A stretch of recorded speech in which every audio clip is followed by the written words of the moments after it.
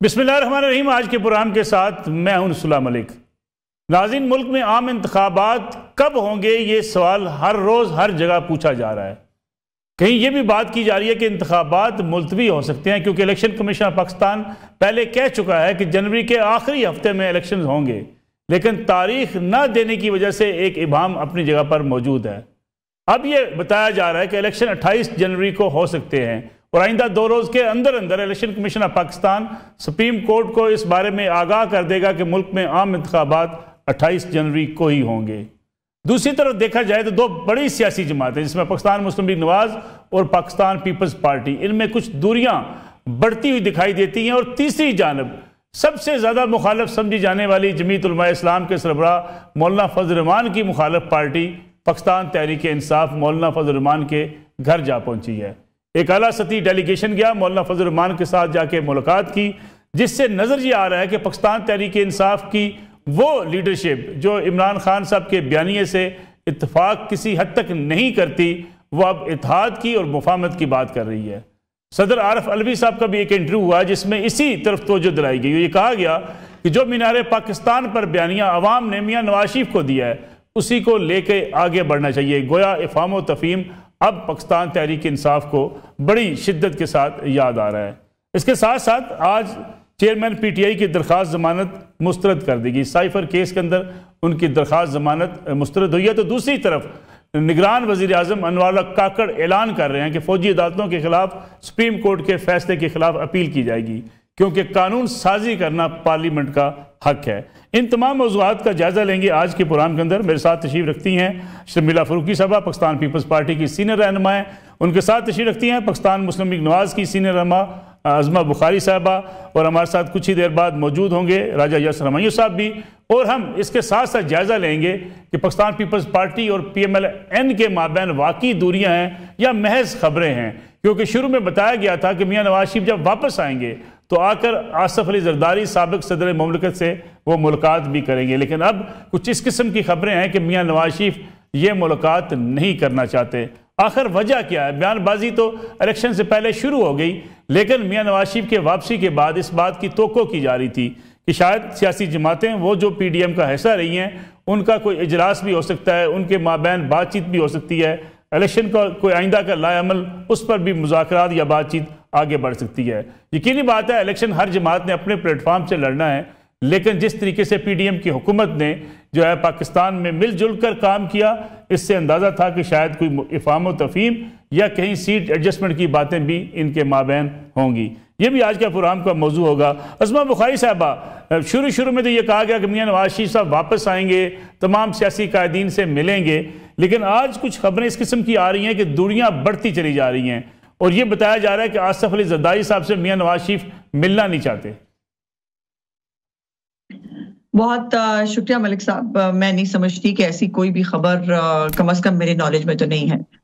मियां नवाज शरीफ साहब वो आदमी नहीं है कि जो छोटी छोटी बातों के ऊपर या वो अपने मुल्क से ऊपर किसी चीज को रखें, या आसिफ जरदारी साहब के साथ उनका एक अच्छा रिलेशनशिप है, खास तौर पर जो हमने एक म्यूचुअल बॉन्ड जो है वो हमने बनाया था इमरान खान को हटाने के लिए, और उसके बाद हमारी जो 16 महीने की हुकूमत थी उसके अंदर। सो ये इसमें मैं नहीं समझती कि कभी भी मियां नवाज शरीफ साहब किसी से मिलने से मना कर सकते हैं, लेकिन अभी तो ये यकीनन एक वो बात है कि अपने जो अदालती मामलात हैं अभी वो उसके अंदर मसरूफ हैं। आते ही आपको पता है कि उनको सरेंडर करना था, उनको अदालतों के अंदर पेश होना था।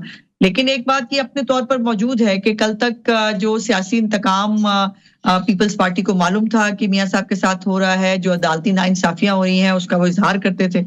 आज वही जो है वो उनके छोटे मोटे वर्कर्स की तो मैं बात नहीं करती, उनके बड़े बड़े लीडर्स जो हैं वो इस किस्म के दिल दुखाने वाले बयानात दे रहे हैं, जिसके ऊपर अगर दूसरी तरफ से हमारी तरफ से अगर गुफ्तगू की जाए तो हालात बहुत ज्यादा जो है वो तलखी की तरफ जा सकते हैं। लेकिन हम कतई तौर पर तलखी की तरफ नहीं जाना चाहते। मियां साहब की जो स्पीच थी मीनार पाकिस्तान की बड़ी लाउड एंड क्लियर है कि पाकिस्तान के मसाइल का हल हम सबको बैठ के मिलकर निकालना चाहिए।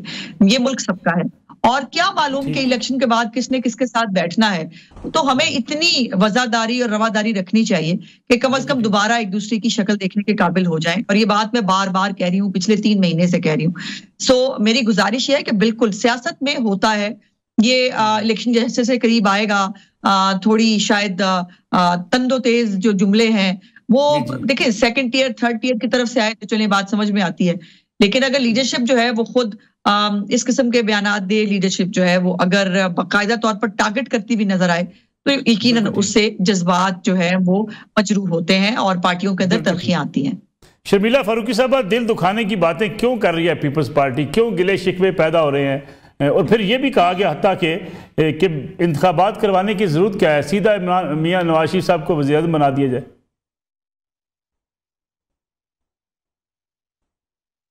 شکریہ نصر اللہ صاحب.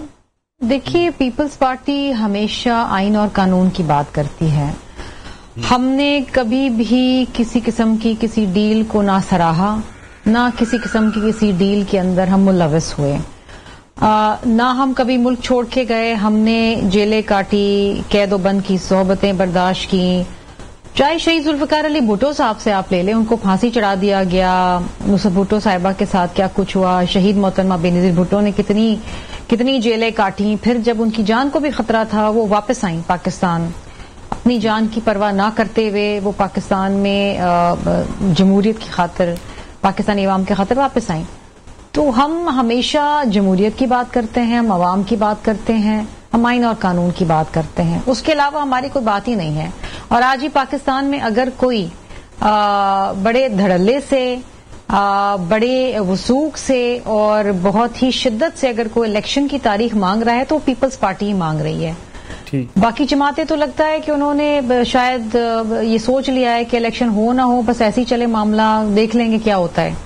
آئی ڈونٹ نو وائی, کیونکہ الیکشنز ہونے ہیں, الیکشنز کی تاریخ آنی چاہیے تھی, اور پیپلز پارٹی واحد جماعت ہے جو الیکشنز کی ڈیمانڈ کر رہی ہے.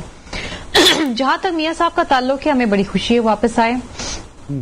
صدر زرداری صاحب کافی عرصے سے کہتے تھے کہ میاں صاحب کو واپس آنا چاہیے اور پاکستان کے سیاسی منظر کے اندر اپنا ایک کلیدی کردار ادا کرنا چاہیے. ہمیں خوشی واپس آئی ہے. ان کی جو سزا ہوئی صحیح تھی غلط تھی وہ ڈیبیٹیبل ہے, اور ہم سمجھتے ہیں کہ عدالتوں پہ کیونکہ وہ معاملات ہیں زیر التوا, عدالتیں بہتر فیصلہ کر سکتی ہیں. ہم تو عدالت جو بھی فیصلہ کرتی ہیں اس کے آگے سرنگو ہوتے ہیں. لیکن چند ایسے معاملات, حالات اور واقعات ہوئے جس سے ہمیں لگا کہ دیکھیے کسی ایک جماعت اور ایک شخص کو انڈیو فیور دیا جا رہا ہے. ٹھیک, اگر قانون سب کے لیے برابر ہے تو پھر قانون سب کے لیے برابر ہونا چاہیے. میاں صاحب کی سزا معطل ہوئی, اچھی بات ہے. میں سمجھتی ہوں اور میری جماعت سمجھتی ہے کہ پھر تمام لوگوں کی سزائیں معطل کر دیں. جس طریقے سے میاں صاحب کی واپسی ہوئی, جس طریقے سے انہیں اسٹیٹ پروٹوکال دیا گیا, اسٹیٹ لاؤنج کے اندر بایو میٹرکس ہوئے, پھر اگلے دن سزا معطل ہوگی, تمام چیزیں کسی عام آدمی کے لیے نہیں ہوتا ہے. اور میں سمجھتی ہوں کہ ہمیں بڑی خوشی ہوتی اور یہ قانون کی بالادستی ہوتی اور آئین کی بالادستی ہوتی, اور کوئی اس میں کوئی دو رائے نہیں ہے کہ زیادتیاں ہوئی ہیں. میں سمجھتی ہوں کہ جس طریقے سے فریال تارپور کو گھسیٹتے ہوئے لے گئے, مریم نواز کو پکڑ کے لے گئے, یہ زیادتی ہوئی ہے بالخصوص خواتین کے ساتھ. I totally agree with this and I condemn this. لیکن بات یہ ہے کہ میاں صاحب آتے, عدالت کے سامنے جاتے, سرینڈر کرتے ہوتے, ان کو پھر ضمانت ملتی ایک پروسیس کے تھرو, پھر وہ جاتے جلسے کرتے فلاں کرتے. وہ ایک نارمل پروسیجر ہوتا جو ایک کسی بھی سزا یافتہ شخص کے لیے ہوتا ہے پاکستان کے اندر اور دنیا بھر کے اندر. ہمارا صرف یہ کہ یہ دیکھیں یہ چیزیں جو ہو رہی ہیں نا, یہ صرف ہمیں نہیں, یہ پبلک کو بھی تاثر دے رہی ہے. ہمیں لوگ اب پوچھتے ہیں کہ جی اب الیکشن میں کیا رکھا ہے. نہ ہو الیکشن, فیصلہ تو ہو چکا ہے. وزیر اعظم کس نے بننا ہے, وزیر اعظم بنے لیکن تھرو دا بیلٹ. ایک سلیکشن ہم کر چکے 2018 میں, اس کے نتائج آپ نے دیکھے. ووٹ کو عزت دو کا نعرہ پی ایم ایل این نے بھی لگایا, بیلٹ کو عزت دو کا نعرہ پی ایم ایل این نے بھی لگایا, اور ہم ان کے ساتھ تھے اس بات میں. ہم بھی بلیو کرتے ہیں ووٹ کو عزت دو, ریسپیکٹ دا بیلٹ. لیکن اگر بیلٹ پہ ڈاکہ ڈلے گا تو اس طرح کس طرح. شرمیلا صاحب, میں سارے آپ کے سوالات رکھتا ہوں عظمہ بخاری صاحبہ کے سامنے, لیکن راجہ یاسر مانی صاحب بھی ہمارے ساتھ موجود ہے. راجہ صاحب, الیکشن کی تاریخ تقریباً 28 جنوری اناؤنس ہونے کو ہے. آپ الیکشن میں پارٹیسپیٹ کریں گے؟ آپ کی پوزیشن کیا ہے اس وقت؟ اور آپ سمجھتے ہیں کہ ملک میں الیکشن ہونے کے بعد جو سیاسی بحران ہے وہ ختم ہو جائے گا؟ بسم اللہ الرحمن الرحیم. تھینک یو ملک صاحب. پہلے تو جو شرمیلا صاحبہ نے بات کی، میں 100% ایگری کرتا ہوں کہ الیکشنز جب بھی ہوں ان کو فیئر نظر آنا چاہیے ایٹ لیسٹ.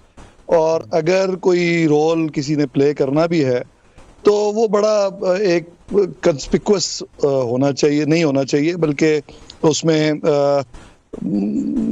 لوگوں کو، اگر ہر بندہ یہی بات کر رہا ہے جو شرمیلا صاحبہ کر رہی ہیں، تو یہ مناسب نہیں ہے، یہ ماحول نہیں ہے پھر الیکشن کا. پھر یہ ایک سلیکشن کا ماحول ہے. اور چاہے یہ پہلے تھا، ہمارے ساتھ ہوا جب ہم پی ٹی آئی میں تھے، تب بھی اگر یہ تاثر تھا یا ابھی ہے تو یہ تاثر ٹھیک نہیں ہے ڈیموکریسی کے لیے. ڈیموکریسی میں لیول پلینگ فیلڈ ہونی چاہیے. میں ہمیشہ سے اس چیز کا قائل ہوں کہ اسٹیبلشمنٹ کا ایک رول ہوتا ہے کسی بھی اسٹیبلشڈ ملک کے اندر، اور وہ رول اسٹیبلشمنٹ کو ضرور پلے کرنا چاہیے، لیکن وہ رول یہ ہونا چاہیے کہ وہ ایک ایون پلینگ فیلڈ دے. اور اگر کوئی سیاسی جماعت ایسے کام کر رہی ہے جو آپ کے نیشنل انٹرسٹ میں نہ ہو، اس کو ضرور روکے، لیکن اس سے زیادہ وہ اس کی انوالومنٹ نہ ہو. تو میں اس چیز کا ہمیشہ سے قائل ہوں. جب گورنمنٹ میں تھا تب بھی اس چیز کا قائل تھا، اور ابھی بھی ہوں. میرے تقریباً وہی خیالات ہیں. تو پرسنلی آپ جو بات کریں تو میں آبویسلی نہیں حصہ لے رہا، بلکہ میں سیاست چھوڑ چکا ہوں. اور میرا خیال ہے آپ کے پروگرام میں جب انہوں نے مجھے انوائٹ کیا تو میں نے بتایا کہ I'm not in politics anymore. لیکن اگر مجھے ایز این اینالسٹ سیاسی بحران کا حل نکل پائے گا الیکشن کے نتیجے میں؟ میں سمجھتا ہوں جی اس وقت جو صورتحال ہے اس میں تو نہیں نکل سکتا. اس کو اگر تمام پولیٹیکل پارٹیز کنسنسس کریں، اسپیشلی پیپلز پارٹی بھی اس میں اگر شامل ہو اس کنسنسس میں کہ الیکشن کو تھوڑا پرولونگ کر دیا جائے، اور یہ ٹیکنوکریٹس جو ہیں یہ معاشی معاملات بھی ٹھیک کریں. کیونکہ یہ بات یاد رکھیے گا کہ ہم ہمیشہ ہمارے ملک میں لوگ کنفیوز کر دیتے ہیں اکانومی کو اور پالیٹکس کو. نہ صرف ہمارے ملک میں، ایون فرسٹ ورلڈ میں بھی کر دیتے ہیں.